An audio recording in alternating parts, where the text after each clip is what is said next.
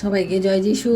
আমাদের মহান প্রেমময় পিতা প্রভু যীশু খ্রিস্টের নামে আমি আজকে সকালে সবাইকে স্বাগত জানাই। আসুন আমরা ঈশ্বরকে ধন্যবাদ দিই, কারণ তিনি আমাদের জীবনে আরেকটি দিন আশীর্বাদ করলেন এবং আমাদিগকে তার সেই সৃষ্টির মধ্য দিয়ে আমাদিগকে সমস্ত কিছু আরেকটিবার প্রাণ ভরে দেখার সুযোগ করে দিলেন। তাই আসুন আমরা আমাদের সৃষ্টিকর্তাকে ধন্যবাদ দিই এবং তার কাছে আমরা প্রার্থনায় যাই।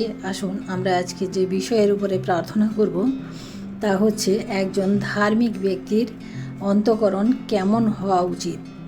অর্থাৎ আমরা যারা ঈশ্বরে বিশ্বাস করি, যারা ঈশ্বরের পথে চলতে চাই, তাদের মন কেমন হওয়া উচিত, আমরা আজকে সেই বিষয় নিয়ে আমরা আলোচনা করব। আমরা ঈশ্বরের বাক্য থেকে দেখব। আসুন আমরা প্রথমে যির্মীয় ভাববাদীর পুস্তক তার 17 অধ্যায় 10 পদ পাঠ করি। আমি সদাপ্রভু অন্তঃকরণের অনুসন্ধান করি, আমি মর্মের পরীক্ষা করি, আমি প্রত্যেক মনুষ্যকে আপন আপন আচরণানুসারে আপন আপন কর্মের ফল দিয়া থাকি। যির্মীয় তার 17 অধ্যায় 9 পদ দেখি। অন্তঃকরণ সর্বাপেক্ষা বঞ্চক, তাহার রোগ অপ্রতিকার্য, কে তাহা জানিতে পারে। আমি আরেকটি পদ পাঠ করি। হিতোপদেশ তার 4 অধ্যায় 23 পদ। দাউদ এখানে বলেন, সমস্ত রক্ষণীয় অপেক্ষা তোমার হৃদয় রক্ষা করো, কেননা তা হইতে জীবনের উদ্গম হয়।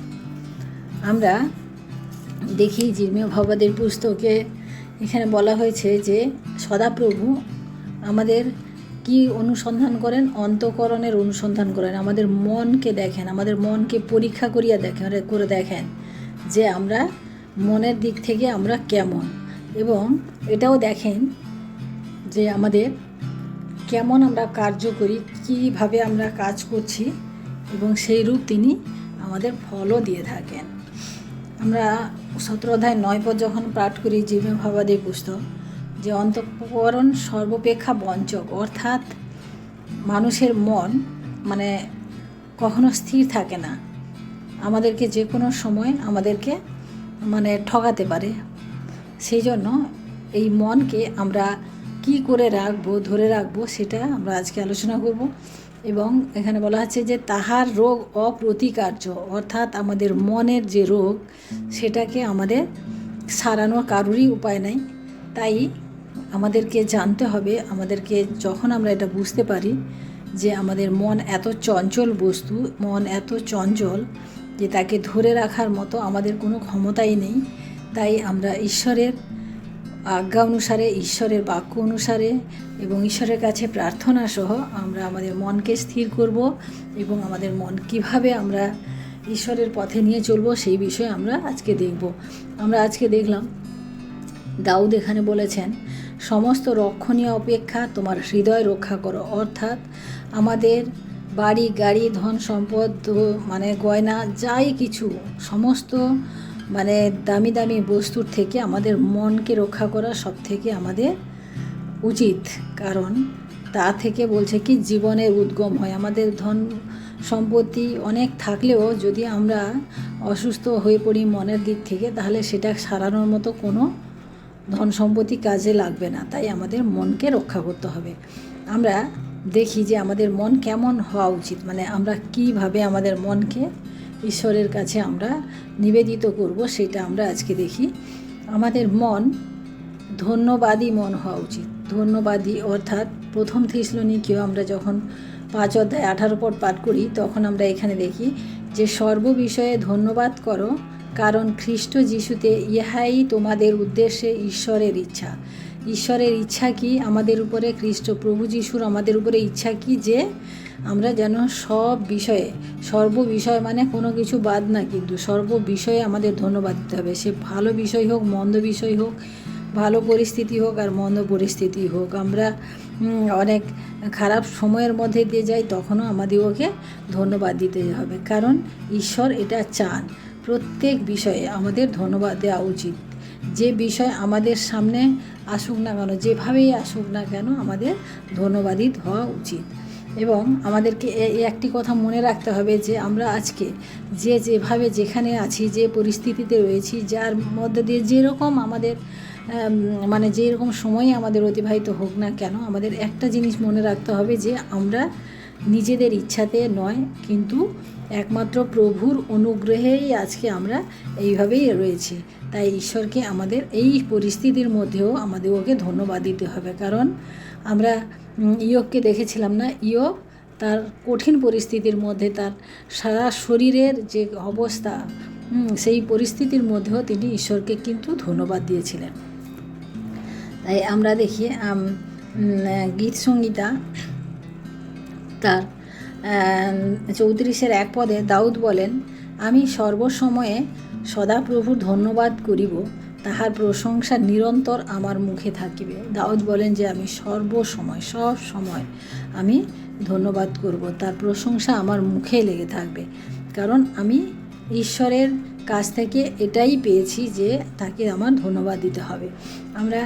আমরা আরেকটি নতুন নিয়মে যখন আমরা দেখি যে প্রভু যীশু যখন 10 জন কুষ্ঠীকে তিনি সুস্থ করলেন না, 10 জন কুষ্ঠীকে তিনি সুস্থ করলেন এবং বললেন যে যাও তোমাদের মানে কি বলবো সমাজ অধ্যক্ষ যারা রয়েছে অধ্যক্ষদেরকে তাদেরকে গিয়ে দেখাও, তোমরা যাও। তখন আমরা কি দেখি যে তাদের মধ্যে একজন মাত্র ফিরে এসেছিলেন, তিনি এসে ধন্যবাদ দিয়েছিলেন। তখন প্রভু এখানে বললেন যে আর 9 জন কোথায়, আর 9 জন কোথায় গেল। অর্থাৎ ঈশ্বর কখনোই চান না যে নিজে আমাদের কাছ থেকে ধন্যবাদ আদায় করার জন্য, যে তিনি এটাও চান না, তিনি চান যে আমরা যেন ইচ্ছায় নিজের ইচ্ছাতে আমরা যেন ধন্যবাদ করি। কারণ ধন্যবাদ দেওয়া হচ্ছে আমাদের নিজেদের একটা অনুভূতি না, আমরা যেন ধন্যবাদ দিয়ে থাকি। প্রভু যীশু আমাদেরকে কখনোই জোর করেন না। অতএব প্রিয় ভাই বোনেরা, ধন্যবাদ বিষয়ে আমরা যেন কখনোই কৃপণতা না করি। আমরা যেই রকম অবস্থায় থাকি না কেন আমাদেরকে ধন্যবাদ দিতে হবে। আমি আরও একটা উদাহরণ দেখি যে যখন কি বলবো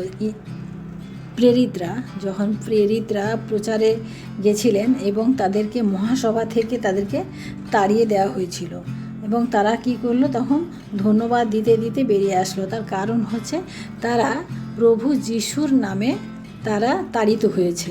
এই আনন্দে যে প্রভু যিশুর জন্য তারা আজকে তাড়িত হয়েছে, তারা আজকে অপমানিত হয়েছে প্রভু যিশুর জন্য, এই বিষয়ে তারা কিন্তু ধন্যবাদ দিয়েছিল।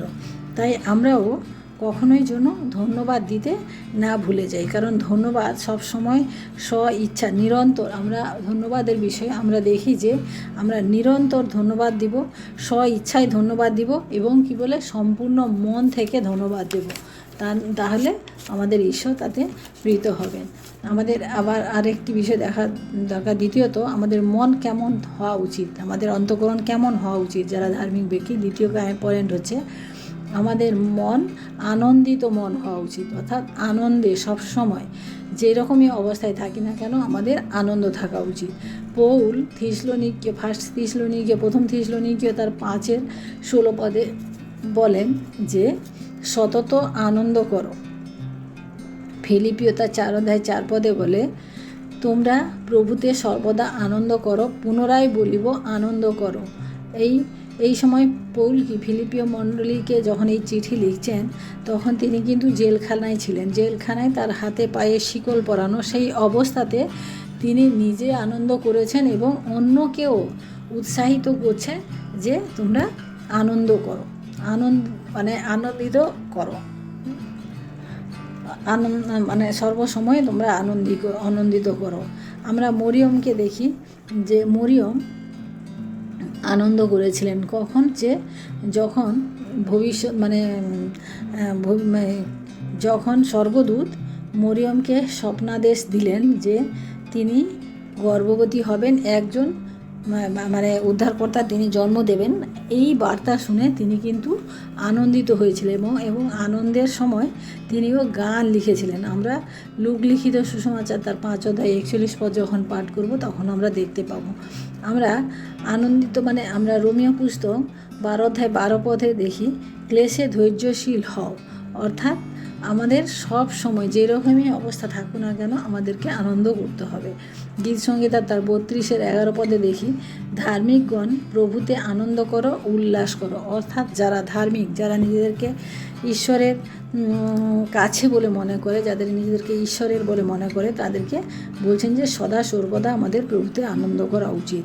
আমরা তৃতীয়ত দেখি যে অধীনে থাকা, ঈশ্বরের অধীনে থাকা, অর্থাৎ ঈশ্বর আমাদেরকে যেভাবে পরিচালনা করতে চান আমরা যেন সেইভাবে থাকি, অর্থাৎ অধীনে থাকা। আমরা কি অধীনে থাকতে পারি? আমরা ঈশ্বরের অধীনে থাকতে হয়, আমাদেরকে পরিবারের অধীনে থাকতে হয় না। আমাদের পরিবারের মধ্যে দেখি যে সন্তানরা পিতামাতার অধীনে থাকা বাঞ্ছনীয়, এবং পত্নী মানে স্ত্রী স্বামীর অধীনে থাকা, এবং মণ্ডলীতে পালকের অধীনে থাকা।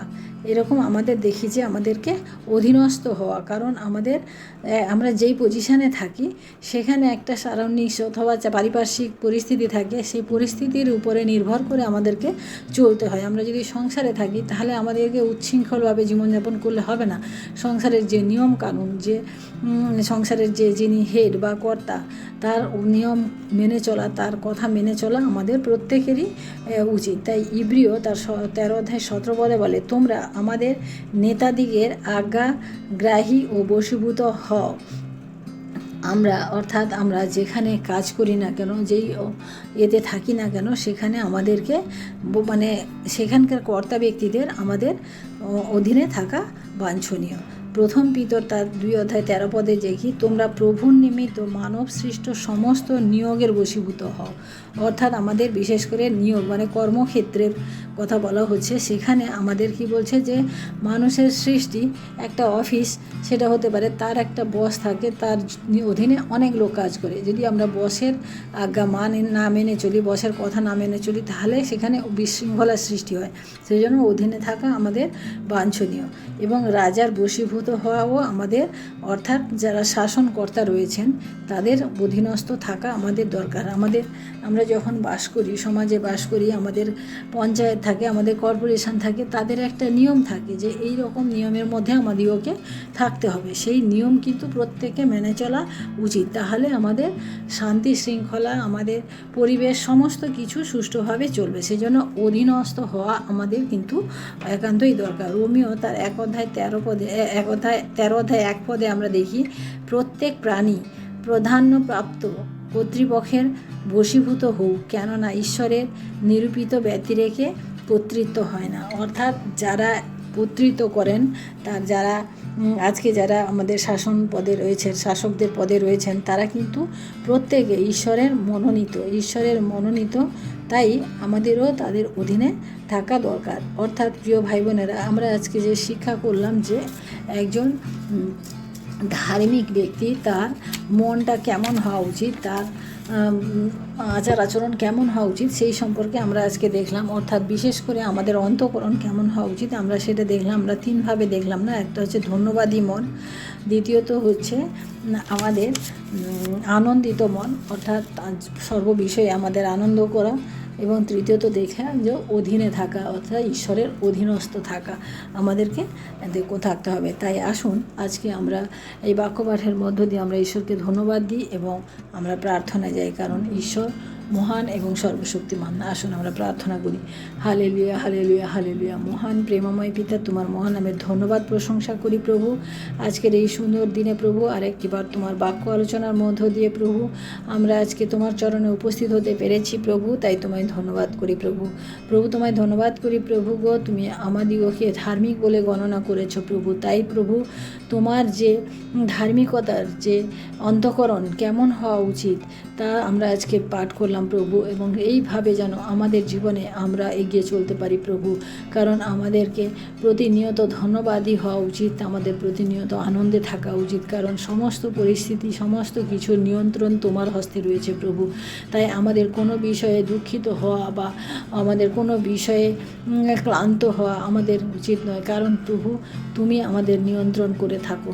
তাই তোমায় ধন্যবাদ করি প্রভু। আজকের এই সুন্দর বাক্যের মধ্য দিয়ে আমরা যে শিক্ষা গ্রহণ করলাম প্রভু, প্রভু সেই শিক্ষা যেন আমরা আমাদের জীবনে মেনে চলতে পারি এবং আগামী দিনে আমাদের জীবনে কাজে লাগাতে পারি, অন্যকেও সাহায্য করতে পারি। তাই ধন্যবাদ করি প্রভু, আজকে দিনের ভার তোমার হস্তে রাখি, আমাদের সমস্ত সুরক্ষার ভার তোমার হাতে রাখি প্রভু। আমাদের সমস্ত অপরাধ সকল তুমি ক্ষমা করো প্রভু। সারা দিনের ভার আরেকটিবার তোমার চরণে রেখে এই বিনতি প্রার্থনা চাই আমাদের মহান প্রেমময় পিতা প্রভু যীশু খ্রিস্ট তোমারই নামে, আমেন। সবাইকে জয় যিশু। সবাই ভালো থাকবেন, সুস্থ থাকবেন। আজকের দিনটি সবার শুভ হোক। এবং প্রিয় ভাই বোনেরা, আমার সাথে প্রার্থনায় থাকতে হলে আমার চ্যানেলটিকে আজও যদি সাবস্ক্রাইব না করে থাকেন তাহলে আমার চ্যানেলটিকে সাবস্ক্রাইব করুন, লাইক করুন, শেয়ার করুন এবং যে বেল আইকন যেটা রয়েছে সেটা টিপে দিন যেন আমার নোটিফিকেশান আপনাদের কাছে পৌঁছে যায়। ধন্যবাদ সবাইকে।